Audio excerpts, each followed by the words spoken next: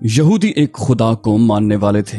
انہیں اپنی کتابوں کے ذریعے ایک پیغمبر کے آنے کا انتظار بھی تھا۔ قرائن سے ان پر یہ واضح بھی ہو چکا تھا کہ وہ آنے والے پیغمبر محمد صلی اللہ علیہ وسلم ہی ہیں۔ پھر نبی کریم صلی اللہ علیہ وسلم کی مدینے تشریف آوری کے بعد وہ ان کے ساتھ چند اہم معاہدوں میں بھی منسلک ہو چکے تھے، مگر ہم لوگ ان کی طرف سے کبھی پوری طرح مطمئن نہیں ہوئے۔ وہ جب بھی جہاں بھی ملتے ان سے غیرت ہی نہیں ماندت کی بھی بو آتی۔ ان کے تیور ہمیشہ بگڑے بگڑے نظر آتے۔ آئے دن چھوٹے بڑے واقعات بھی ہوتے رہتے جن سے ان کے دلوں کا بغض ظاہر ہوتا رہتا۔ کبھی کبھی تو وہ صریحاً بدتمیزی پر اتر آتے۔ ہمارے ساتھ ان کے معاہدے تھے۔ غزوہ بدر میں انہیں ہماری کامیابی پر خوش ہونا چاہیے تھا، مگر نہیں۔ رسول اکرم صلی اللہ علیہ وسلم ان کے پاس خوشخبری لے کر گئے تو ادھر سے یہ جواب ملا کہ قریش نا تجربہ کار تھے، ان سے جیت جانا کوئی بڑی بات نہیں۔ ہم جیسے جنگ آزمودہ بہادروں سے پالا پڑتا تو پتہ چلتا کہ جنگ کسے کہتے ہیں۔ احد میں ہماری ہزیمت پر وہ دل ہی دل میں خوش تھے اور ان کے طنزیہ چبھتے ہوئے جملے گلیوں بازاروں میں ہمارے کانوں میں پڑتے رہتے تھے۔ وہ ہم سے معاہدہ تو کر بیٹھے تھے، مگر لگتا تھا کہ مسلمانوں سے پنجہ آزمائی پر تلے بیٹھے ہیں اور مسلمانوں پر ایک فیصلہ کن وار کا ارادہ رکھتے ہیں۔ رسول کریم صلی اللہ علیہ وسلم ان کے رویے سے پریشان رہنے لگے تھے۔ دنیا کو عدل و انصاف کی تربیت دینے والے کے لیے یہ ممکن نہ تھا کہ جب تک یہود کی طرف سے کوئی پہل نہ ہو، جب تک وہ واقعی کوئی قابل گرفت جرم نہ کر بیٹھیں، ان کے خلاف کسی انجانے وسوسے کی بنیاد پر کوئی تادیبی کارروائی کی جائے۔ لیکن فراست کا تقاضا تھا کہ قرائن سے بھی نتیجے اخذ کیے جائیں اور بہر صورت ان کے متوقع شر سے ممکنہ حد تک محتاط رہا جائے۔ اسی عرصے میں چند آیتیں بھی نازل ہوئیں جن سے دلوں کے راز جاننے والے نے ذہنوں سے ایسے پردے اٹھا دیے کہ سب شبہات یقین میں بدل گئے۔ اللہ تعالیٰ نے آل عمران کی 118ویں آیت میں واشگاف الفاظ میں اعلان فرمایا، وہ تمہیں برباد کرنے کی ہر ممکن کوشش کریں گے، وہ تمہیں تکلیف پہنچا کر خوش ہوتے ہیں، ان کی نفرت ان کے منہ سے نکلتے ہوئے الفاظ سے عیاں ہے، لیکن جو بغض وہ اپنے دلوں میں رکھتے ہیں وہ اس سے کہیں زیادہ ہے۔ پھر ایک اور آیت نازل ہوئی، آل عمران کی 120ویں، تم کو اچھی حالت میں دیکھ کر انہیں افسوس ہوتا ہے اور تم پر کوئی بری حالت آ پڑتی ہے تو وہ اس سے خوش ہوتے ہیں۔ اب ہر ایک کو یقین تھا کہ کسی وقت بھی کوئی واقعہ رونما ہو سکتا ہے۔ رسول کریم صلی اللہ علیہ وسلم نے مکمل حفاظتی تدابیر اختیار کر لی۔ چاروں طرف اپنے جاسوس پھیلا دیے کہ اہل یہود کی حرکات و سکنات پر نظر رکھیں اور ان کی ہر چال سے باخبر رہیں تاکہ مسلمان اچانک کسی سازش کا شکار نہ ہو جائیں۔ تقریباً 2 سال ہو گئے تھے ہمیں مکے سے آئے ہوئے۔ ان برسوں میں انہوں نے ہمیں ہر رنگ میں دیکھ لیا تھا اور ان میں سے کوئی بھی رنگ انہیں پسند نہیں تھا۔ وہ حسد کی آگ میں جلے جا رہے تھے۔ ہمارے دین کی روز افزوں مقبولیت، ہمارے پیغمبر علیہ السلام کی ہر لحظہ بڑھتی ہوئی توقیر ان کے دلوں کا ناسور بن گئی تھی۔ قریش مکہ سے ان کے ساز باز کی اطلاعات بھی ملتی رہتی تھیں، خاص طور پر ان کے قبیلے بنو قینقاع کی ریشہ دوانیاں زوروں پر تھیں۔ عبداللہ ابن سلام جو اسی قبیلے کے فرد تھے ان کی رگ رگ سے واقف تھے۔ پھر ایک ایسا واقعہ ہوا جس سے یہودیوں کا سارا اناد کھل کر سامنے آ گیا۔ مدینے کے جنوب میں جہاں قینقاع آباد تھا، ایک مسلمان عورت کسی خرید و فروخت کے سلسلے میں جا رہی تھی کہ ایک یہودی صراف نے اس سے چھیڑخانی کی۔ ایک مسلمان راہرو نے یہ صورت دیکھی تو اس نے صراف سے باز پرس کی، جھگڑا بڑھ گیا، تلواریں بے نیام ہو گئیں اور یہودی صراف قتل ہو گیا۔ اسی اثنا میں اور یہودی بھی اکٹھے ہو گئے تھے۔ انہوں نے مسلمان کو قابو کر کے شہید کر دیا۔ دونوں طرف سے ایک ایک فرد جان سے ہاتھ دھو بیٹھا، اسی پر بات ختم ہو سکتی تھی، مگر بنو قینقاع تو جیسے ادھار کھائے بیٹھے تھے۔ انہوں نے باقاعدہ جنگ کی ٹھان لی تھی اور 700 مسلح افراد کا لشکر تیار کر لائے۔ کم و بیش اتنی ہی نفری کی توقع انہیں عبداللہ بن ابی اور عبادہ بن الصامت رضی اللہ عنہ سے تھی، مگر ان دونوں نے ساتھ نہ دیا۔ نبی کریم صلی اللہ علیہ وسلم کے حکم پر مسلمانوں نے بنو قینقاع کے لشکر کو چاروں طرف سے گھیرے میں لے لیا اور انہیں ہتھیار ڈالنے کا حکم دیا۔ 2 ہفتے تک محاصرے میں رہنے کے بعد انہیں غیر مشروط طور پر خود کو مسلمانوں کے حوالے کرنا پڑا۔ اب ان کے بارے میں کوئی حتمی فیصلہ کرنے کا وقت تھا۔ رسول اللہ صلی اللہ علیہ وسلم اپنے خیمے میں تھے کہ ابن ابی آ پہنچا اور اپنے حلیفوں کی امان مانگنے لگا۔ آپ علیہ السلام نے غصے سے منہ پھیر لیا، مگر ابن ابی نے ان کا دامن پکڑ لیا۔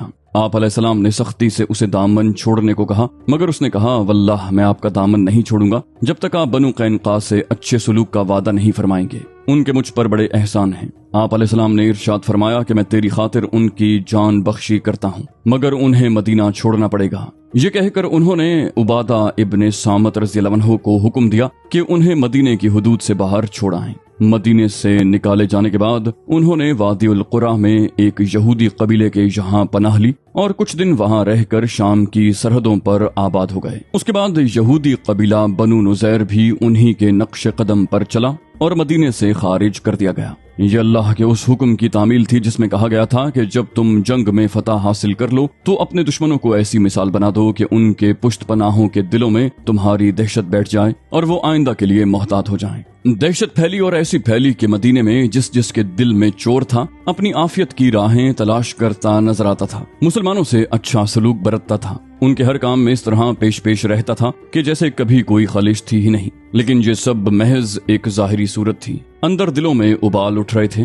بظاہر تو کوئی بات نہیں تھی جس پر گرفت ہو سکتی، مگر فراست مومن بیدار تھی۔ ساری صورتحال آئینے کی طرح نظروں کے سامنے تھی۔ بنو قینقاع اور بنو نذیر کے شہر بدر ہونے کے بعد بنو غطفان، بنو حزیل اور بنو قریظہ اندر ہی اندر مسلمانوں کے خون کے پیاسے ہو رہے تھے۔ مدینے سے باہر پورے عربستان کی صورتحال بھی کچھ مختلف نہیں تھی۔ قریش مکہ بدر کے مقتولوں کے زخم چاٹ رہے تھے۔ انتھی تقلید میں گھرے ہوئے عرب قبائل قریش مکہ کے ہم نوا تھے۔ صحرائے عرب کے طول و عرض میں پھیلے ہوئے یہ قبیلے جہاں جہاں آباد تھے قریش مکہ کی حمایت کا دم بھرتے تھے۔ اللہ کے نبی صلی اللہ علیہ وسلم کی کامیابیاں اور ان کے لیے مسلمانوں کے جذبہ ایثار اور جاں فروشی کی خبریں انہیں بے حال کیے دیتی۔ مسلمانوں کی جان نثاری کا عالم یہ تھا کہ شاید چشم فلک نے کبھی نہ دیکھا ہو۔ ایک مرتبہ سرور کائنات صلی اللہ علیہ وسلم نے ایک عید کے خطبے میں صدقے کی برکات کا ذکر فرمایا تو عورتوں کے مجمع سے ہر ایک نے اپنے زیور اتار کر پھینکنے شروع کر دیے۔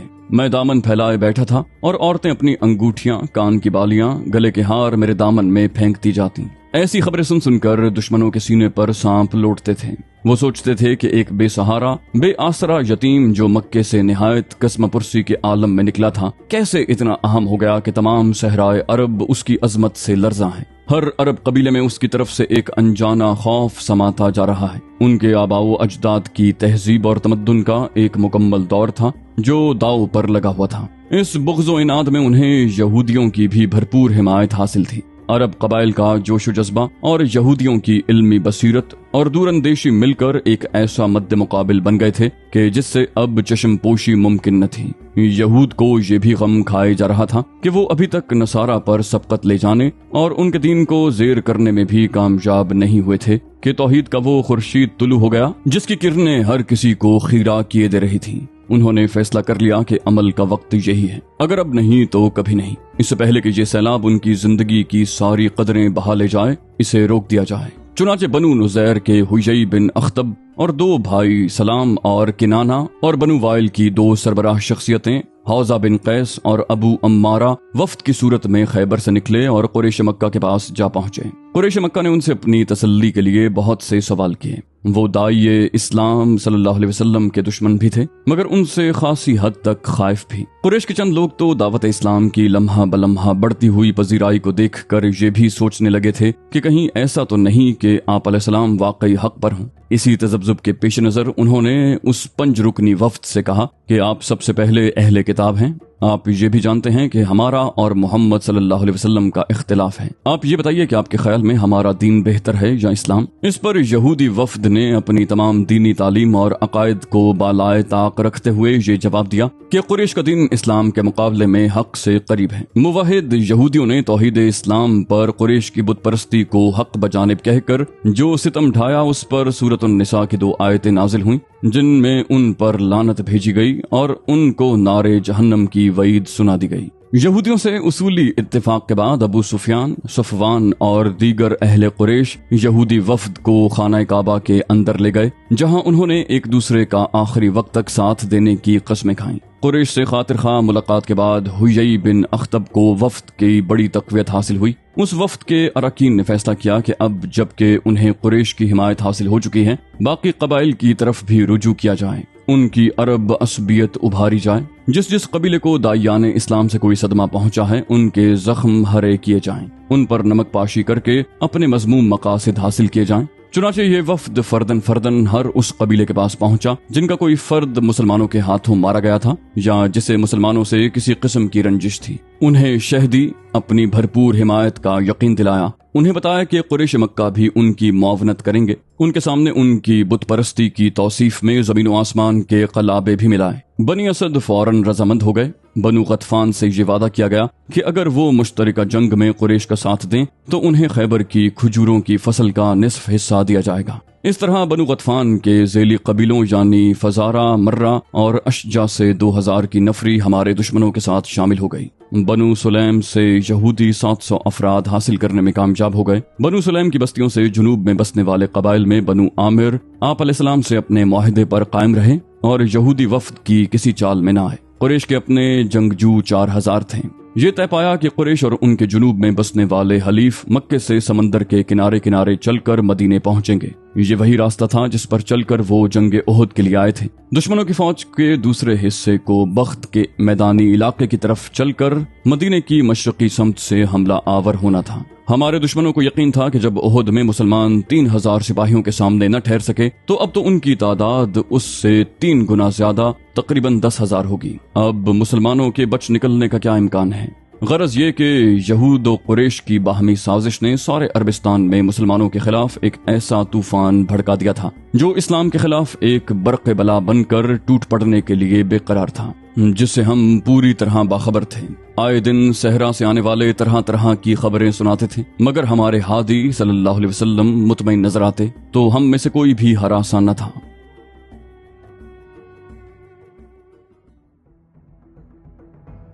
اے دشمن خدا، ہم انشاءاللہ ضرور آئندہ سال بدر کے میدان میں تیرا انتظار کریں گے۔ پیغمبر اسلام صلی اللہ علیہ وسلم کا یہ اعلان جو انہوں نے احد میں ابو سفیان کا چیلنج قبول کرتے ہوئے میری زبانی ابو سفیان کو سنایا تھا، ہمیں بھی یاد تھا۔ ابو سفیان کو بھی اور سارا عربستان اس مارکے کا منتظر تھا۔ ہر قبیلے میں اس پر قیاس آرائیاں ہو رہی تھیں۔ جوں جوں وقت قریب آتا جا رہا تھا ان قیاس آرائیوں میں اضافہ ہوتا جاتا تھا۔ ابو سفیان نے احد سے چلتے چلتے اپنے دل کی بھڑاس ضرور نکال لی تھی، مگر اس کا یہ بڑا بول اب اس کے گلے کا پھندا بنا ہوا تھا۔ صورتحال یہ تھی کہ سارے عربستان میں قحط پڑا ہوا تھا۔ مکے سے ہزاروں گھوڑوں اونٹوں کو لے کر بدر جانا اور وہاں ان حالات میں ان کی خوراک کا بندوبست کرنا ممکن نہیں تھا۔ مدینے والوں کو آسانی تھی کہ بدر ان سے چند میل کے فاصلے پر تھا۔ وقت سر پر آ گیا تھا اور ابو سفیان پریشان تھا۔ چیلنج اس نے خود کیا تھا اور وقت مقررہ پر اگر وہ اپنی فوج کو لے کر بدر نہ پہنچا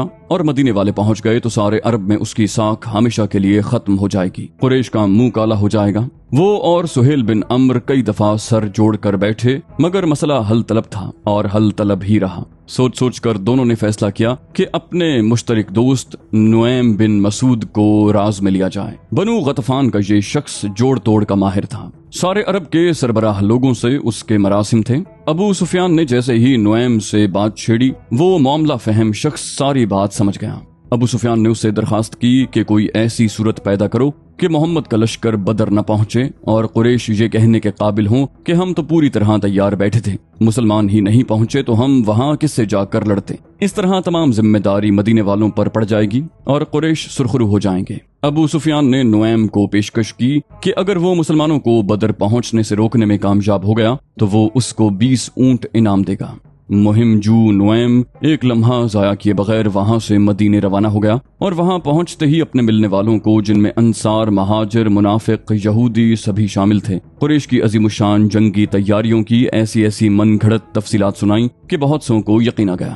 منافقین دل ہی دل میں خوش ہوتے، یہودیوں نے ذرا زیادہ خوشیاں منائیں اور دونوں نے مل کر اس بے بنیاد خبر کو ہر ممکن طریقے سے مدینے کے طول و عرض میں پھیلا دیا، یہاں تک کہ مسلمان بھی نفسیاتی دباؤ میں آ گئے۔ ان کے حلقوں میں بھی اس قسم کی سوچ کا اظہار کیا جانے لگا کہ قریش کی اتنی زبردست تیاری کے بعد ان کے خلاف مقابلے پر اترنا صریحاً خودکشی ہے۔ ان خیالات کی گونج ابو بکر رضی اللہ عنہ اور عمر فاروق رضی اللہ عنہ نے بھی سنی تو بےتاب ہو کر آپ علیہ السلام کی خدمت میں حاضر ہوئے۔ دونوں نے دو ٹوک الفاظ میں اپنا معافی الضمیر بیان کیا کہ ہم فوج کشی کے حق میں ہیں، حسبنا اللہ و نعم الوکیل، جس پر آل عمران کی یہ آیتیں نازل ہوئیں۔ یہ ایسے لوگ ہیں کہ جب لوگوں نے ان سے کہا ان لوگوں نے تمہارے مقابلے کے لیے سامان جمع کیا ہے تو اللہ نے ان کے ایمان کو اور زیادہ کر دیا اور انہوں نے کہہ دیا کہ ہم کو حق تعالی کافی ہے۔ اور وہی سب کام سپرد کرنے کے لیے اچھا ہے۔ بس یہ لوگ خدا کی نعمت اور فضل سے بھرے ہوئے لوٹے اور انہیں کوئی ناگواری ذرہ بھی پیش نہ آئی۔ اللہ کے نبی صلی اللہ علیہ وسلم نے ابو بکر رضی اللہ عنہ اور عمر رضی اللہ عنہ کے الفاظ سن کر فرمایا، میں بدر پہنچوں گا خواہ مجھے تنہا ہی کیوں نہ جانا پڑے۔ ان الفاظ کی گونج سارے مدینے میں سنائی دی۔ اس الفاظ کے ساتھ ایک طرف تو نعیم کے 20 اونٹ گئے اور دوسری طرف اسلامی لشکر تیار ہوا اور وقت مقررہ پر بدر پہنچ گیا۔ بات سنبھالنے کے لیے ابو سفیان بھی کچھ فوج لے کر مکے سے نکلا، مگر 1-2 دن ادھر ادھر گھوم کر واپس آ گیا اور مکے پہنچ کر اعلان کروا دیا کہ ہم تو گئے تھے، مدینے والے ہی نہیں آئے۔ ایسے معاملات میں حقیقت کب چھپی رہتی ہے۔ سارے عرب میں ابو سفیان کی تھو تھو ہو گئی۔ صفوان تو سارے مکے میں کہتا پھرتا تھا کہ یہ سب کچھ ابو سفیان اور محض ابو سفیان کا کیا دھرا ہے۔ اس سے ایسی عاقبت نااندیشی کی توقع نہیں تھی۔ ضرورت کیا پڑی تھی اسے احد کی کامیابی کے بعد اس قسم کے چیلنج دینے کی؟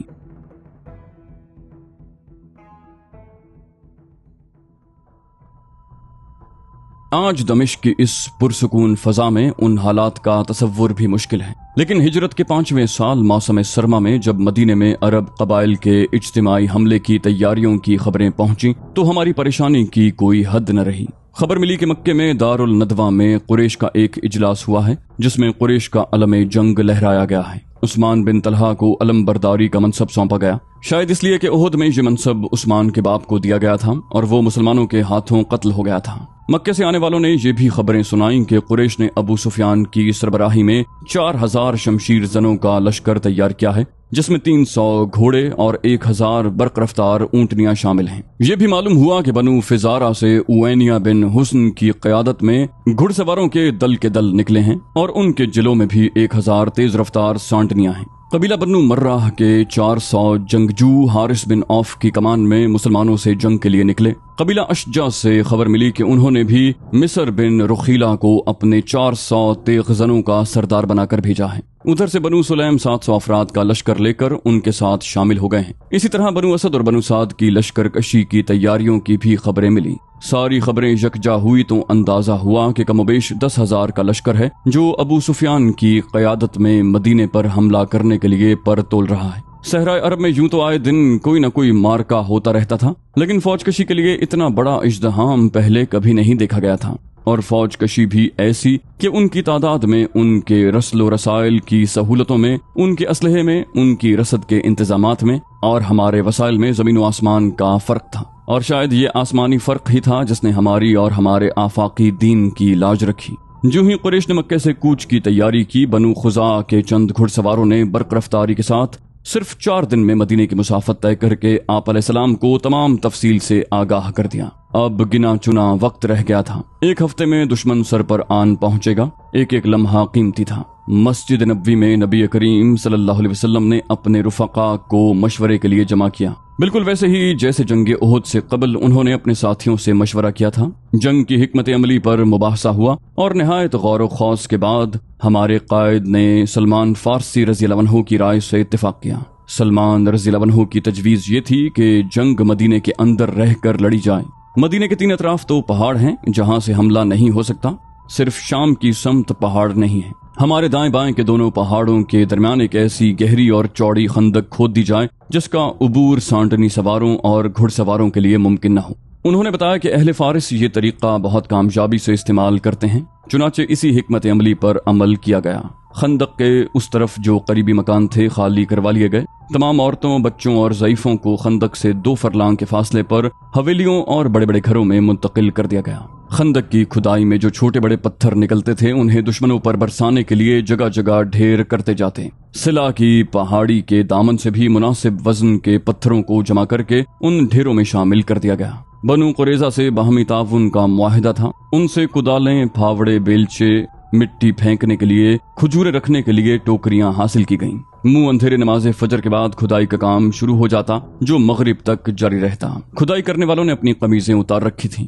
جب مٹی پھینکنے کے لیے ٹوکریاں کم پڑتی تو اپنی قمیضوں ہی میں مٹی بھر بھر کر پھینکتے جاتے۔ یہ خندق مسلسل نہیں تھی، جگہ جگہ بڑی بڑی چٹانیں تھیں، مکانات بنے ہوئے تھے جو خود حملہ آوروں کے خلاف رکاوٹ تھے۔ جہاں پہاڑ یا مکان نہیں تھے ان حصوں میں خندق کھود کر کہیں مکانوں اور کہیں پہاڑوں سے ملانا تھا تاکہ مدافعت کم ہو جائے۔ خندق کھودنے والے ہر شخص کو احساس تھا کہ وقت بہت کم رہ گیا ہے، سستی اور سہل انگاری کی کوئی گنجائش نہیں، چاہے کئی وقتوں کا فاقہ ہے، چاہے تھک ہال کر نڈھال ہو چکے ہیں، لیکن کام کیے جانا ہے، کیونکہ دشمنوں کے پہنچنے سے پہلے خندق تیار نہ ہوئی تو مدینے کا ایک فرد بھی ان کے ظلم اور سفاکی سے نہ بچ سکے گا۔ انہیں یاد تھا کہ احد میں ان ظالموں نے کس طرح لاشوں کا مسلح بنایا تھا، اور اب تو انہوں نے اسلام کی مکمل بےخونی کا عزم کر رکھا تھا۔ مستقبل کا سارا نقشہ انہیں اپنی نظروں کے سامنے چلتا پھرتا دکھائی دے رہا تھا۔ یہ ساری باتیں میں تفصیل سے اس لیے بیان کر رہا ہوں کہ میرے سامنے ان ہولناک دنوں کی بے شمار تصویریں چل پھر رہی ہیں۔ کھدائی کرنے والے مختلف ٹولیوں میں بٹے ہوئے تھے، ان کے معاون سروں پر مٹی بھری ٹوکریاں لادے قطار در قطار مٹی باہر پھینکتے جاتے تھے۔ خندق رفتہ رفتہ گہری ہوتی گئی۔ سلمان فارسی رضی اللہ عنہ تن و توش کے بہت مضبوط تھے۔ پھر بنو قریظہ کی ملازمت کے دوران میں انہیں مٹی کھودنے کی خاصی مشق ہو گئی تھی۔ ہر شخص ان کی کارکردگی پر اشش کر رہا تھا۔ مہاجر انہیں اپنی صف میں شامل کرتے تھے، کہتے تھے کہ وہ بھی ان کی طرح تلاش حق میں باہر سے آئے ہیں۔ انصار دلیلیں دیتے کہ نہیں، وہ آپ علیہ السلام کی آمد سے پہلے مدینے میں موجود تھے، اس لیے وہ انصار میں سے ہیں۔ آپ علیہ السلام دونوں کی باتیں سن سن کر مسکراتے۔ آخر ایک دفعہ جب یہ گفتگو طویل پکڑ گئی تو سرکار دو عالم صلی اللہ علیہ وسلم نے مسکراتے ہوئے فرمایا، سلمان ہمارا ہے، نبی کے گھر کا فرد ہے۔